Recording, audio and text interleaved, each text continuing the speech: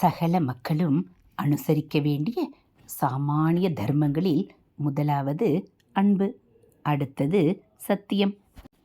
சத்தியம் என்றால் வாக்கும் மனசும் சுத்தமாக இருப்பதுதான். மனசில் ஒன்றும் வாக்கில் வேறொன்றுமாக இருந்தால் அதுவே அசத்தியம் என்று பெரியவர்கள் லட்சணம் சொல்லி இருக்கிறார்கள். சத்தியம் என்றால் வாக்கும் மனசும் ஒன்றுபடுவது மட்டுமல்ல, நல்ல மனசிலே தோன்றுகின்ற நல்ல எண்ணங்களை வாக்கில் சொல்வதே சத்தியம். நல்ல விளைவுகளை உண்டாக்குவதே சத்தியம். மக்களுக்கு நன்மை பயப்பதாகவும் பிரியமாகவும் எது இருக்கிறதோ அதுவே சத்தியம் என்பதாக சத்தியத்துக்கு ஒரு லட்சணத்தை வகுத்திருக்கிறார்கள்.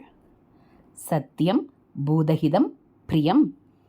பேச்சினாலும் காரியத்தினாலும் எண்ணத்தினாலும் பிராணிகளுக்கு நன்மையை உண்டாக்குவதே சத்தியம். கெடுதல் செய்வதெல்லாம் அசத்தியமே.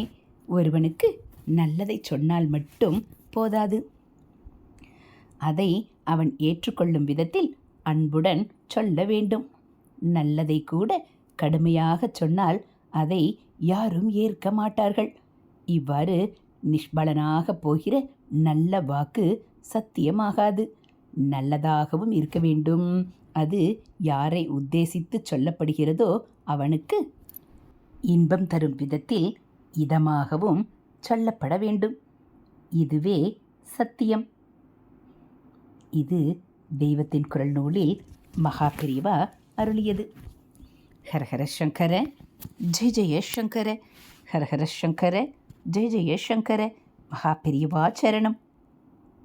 இது மகா பெரியவா அருள்வாக்கு.